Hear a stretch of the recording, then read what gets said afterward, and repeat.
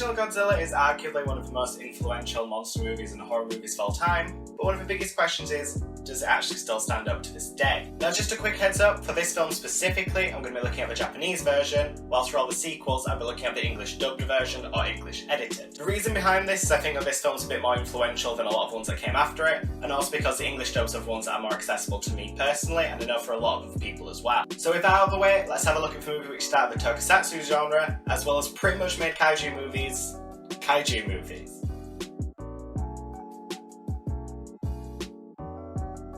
The plot itself is actually quite a slow one, especially for a movie of this calibre. You'd expect a lot more action than there actually is. Throughout a lot of the movie, especially for the first act, you're looking a lot into what makes Godzilla Godzilla, the radioactivity. What is this creature? No one even knows what he looks like throughout this moment, and it's only when you hit Act 2 when you actually see what the monster looks like. The second act itself mostly focuses around Godzilla as its destructive force, and a lot of the military's efforts trying to figure out what it is and if it can kill it, etc. There's an entire war scene, it's pretty good, and obviously this third act kind of begins with the destruction of all of Tokyo, which is pretty insane for 1954. There's two main subplots to this movie, one of which focuses around a really terrible love triangle, which is the worst part of the movie hands down, whilst another scene focuses on Dr. Serizawa and his oxygen destroyer, something which become a very major plot point going forward for a lot of the films. Overall though, the film has a very specific theme, something that's very important to the entire kaiju genre as a whole, and that's nuclear warfare.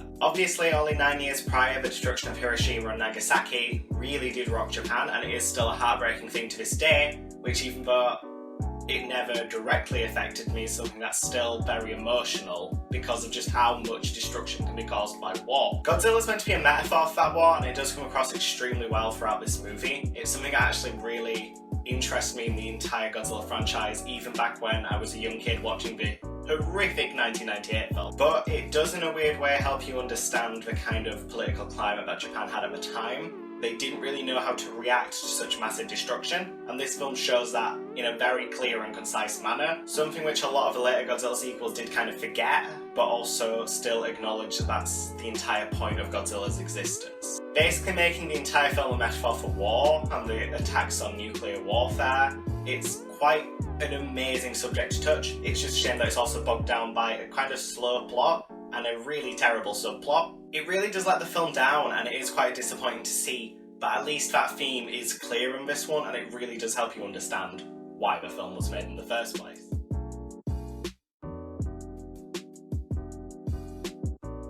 Throughout the original Godzilla, there's 4 main human characters.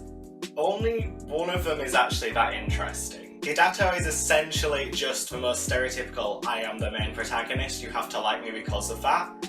He has no actual characteristics, he's a very dull blank slate, there's really nothing interesting about him, and it's a massive downside to the entire point of the film. His love interest throughout the movie, Hemika, is as bad, and honestly, once again, that subplot really does damage the film, and both these characters are as bland as they come. There's not really much to like, there's nothing to really dislike. It really does take you out of the film a lot of the times, and it's a very bad example of writing. Kyoke is probably one of the better characters. It's Emika's dad, who's kind of like a politician who's quite well known throughout the film. It's not really fully explained what position he's in, but you know it's something where he has a lot of power. The only problem is he's not very used throughout the movie, and a lot of the time that he is used, he's basically there just to explain plot details. Then we reach Dr. Serizawa, who is one of the best kaiju characters ever. Essentially, it's someone who was injured and mentally affected throughout the Second World War, and you can see it. Not just through his costume, through the character, through the actor's movements, it's brilliantly done.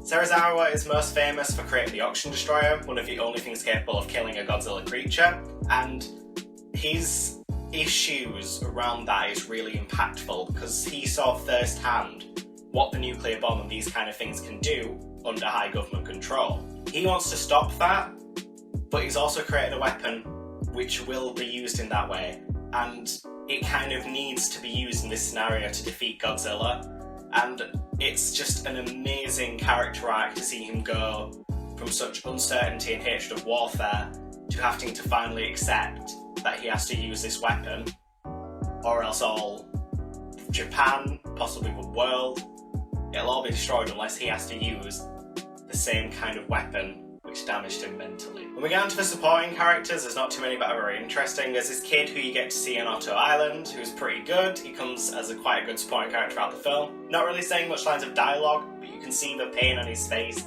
when his family is killed during that first scene. The rest of the supporting characters, on the other hand, are literally just there to give the themes of the movie, like the political issues, a lot of the exposition dump once again, military characters who are like, oh, we need to use the oxygen destroyer and all that shit. It really fucks up the film at some times, because you don't understand these characters because they're on screen for like 5 minutes apiece, and they get swapped out so quickly. It really takes you out of caring. So basically, overall, the characters aren't good. There's one standout, absolute standout character. There's one who's acted extremely well, whilst the character itself is bad. There's one supporting character who's fun to watch throughout the film, and the rest could literally just be removed and you wouldn't feel that much disconnect. There's really nothing to love here, I'm afraid, apart from Dr. Sarazawa.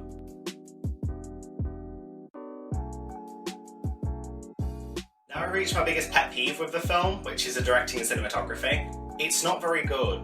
Ishio Honda is relatively new to filmmaking when he made Godzilla, and you can kind of tell. A lot of the shots in the film can easily be replaced by something else you'd hardly even notice, and one of the biggest problems is that there's only really 2 amazing shots in the film, and amazing styles of direction.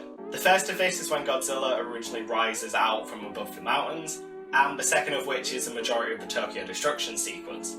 But even that is bogged down by some very questionable camera shots. A lot of it just seems to zoom in very aggressively. There's a lot of shots which are way too far back, you can't really tell what's happening certain moments, and since this is the entire reason to like a Godzilla movie, the camera really does damage that, and apart from those couple of shots, it's very amateur and you can tell how low budget it is at times.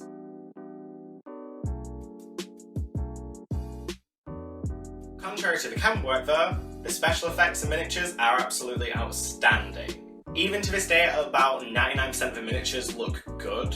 I mean, for example, the part where Godzilla destroys, like, literally half the city. Every single moment in that you can feel the impact, you can feel the emotion, because it looks realistic. It's a very good demonstration of what the nuclear bombs did. You can see it, you can clearly feel it, and it is brilliant to see. It does need to be stated though, that once again, kind of because of the camera, certain parts of the special effects and locations aren't very good. There's one scene where you're in an office room, you follow a couple of characters, and one of the characters walks out of the room, and the camera pans to the side so you can actually see where that bit of set ends as he walks away. I don't care what anyone says, 954 or not, that's lazy filmmaking. That's very lazy. Even so, just because of the miniatures and the way we were able to do stuff at the time, it is still really good. I just wish that some stuff would have been better, like some of the locations, interiors, and especially that shot really does take away a lot of the special effects magic.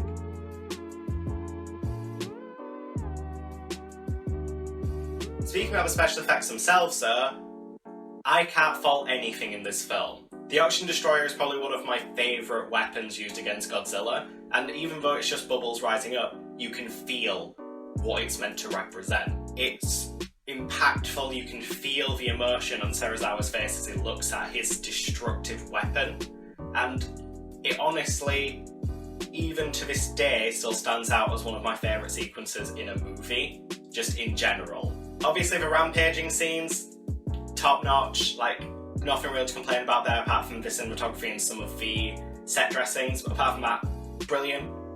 Can't fault it. It's honestly surprising how much a lot of the special effects do still stand the test of time, and it is something that needs to be looked upon in a very positive light to not just the film itself, but to its director Ishio Honda and a lot of the set designers, all that kind of stuff.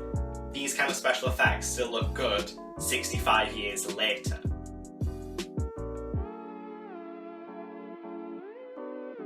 Akira Ifube, I love you. This music score is probably one of the best ever. Godzilla's theme is one of the most famous musical themes of all time, up there with stuff like Jaws. And even a lot of his lesser known music throughout this movie, such as the rampage sequence, the part where all the people are driving away on the ships. Basically the entire score of this movie really does stand out, and you can tell why about 99% of the music used in this film went on to be reused, edited, etc. in later films, because it is just so synonymous with the Godzilla series.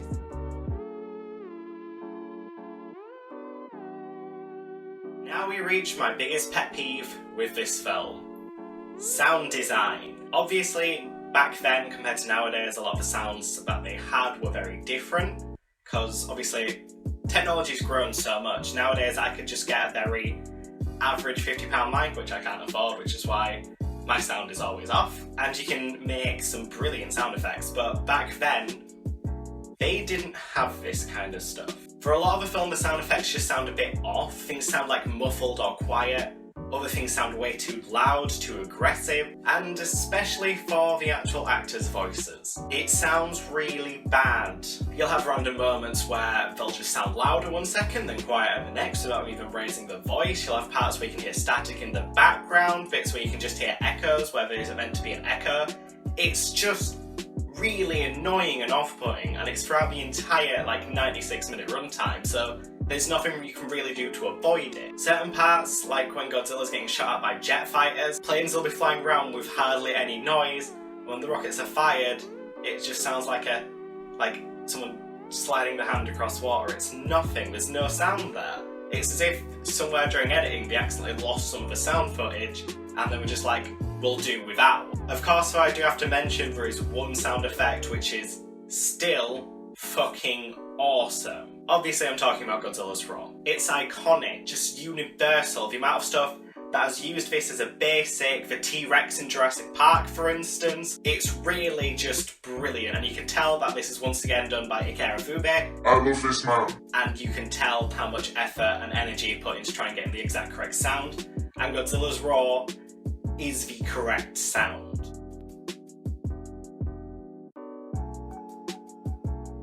Kaiju design, it's Godzilla. I don't think anything else really needs to be said. It's iconic, it's amazing, especially at the time. The suitmation still stands up to this day, 90% of the puppets still stand up to this day. It's terrifying, and you can see exactly where the nuclear influences came from. Nothing else needs to be said.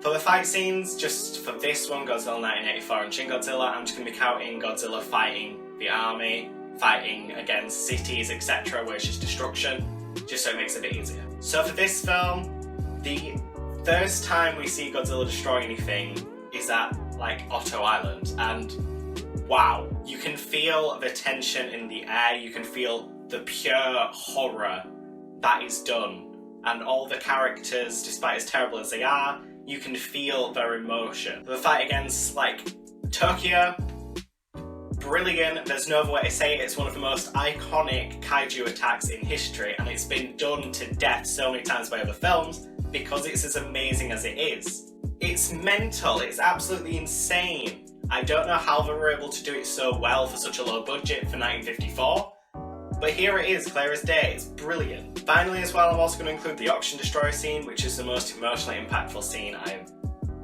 pretty much in most films I've ever seen. It's done really well. There's no actual fighting, but you can see the mental fight between Dr. Serizawa and Godzilla as he stares down the creature as it slowly dissolves.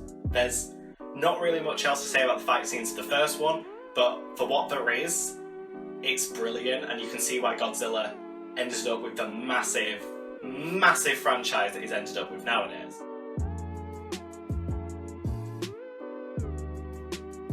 The movie itself has got a lot of merits, a lot of stuff I'll admit I've given a bit of leeway to. This isn't one of my favourite Godzilla movies, it's probably quite average in my opinion, but for what it represents, can't really do much better than the original. It's a shame that a lot of the movie is bogged down by very questionable decisions from directing, some very bad characters, and an overall plot which doesn't really go anywhere apart from what its themes are trying to show.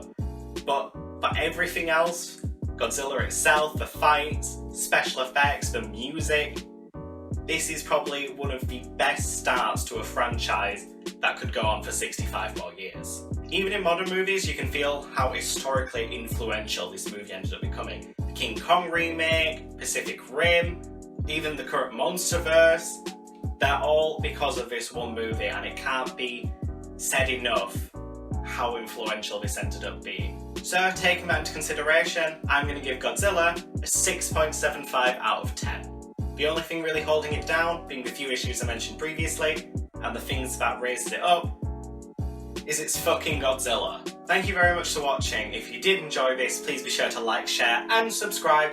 If you head up here, we'll have a playlist of the Godzilla movie reviews that I'll be doing. Head down here, it's all my old Jackson review stuff. This Saturday I'm going to be looking at Godzilla Raids Again, the direct sequel to this, which came out 6 months later. But until then, I hope you all have a good rest of your week, and I'll see you on Saturday.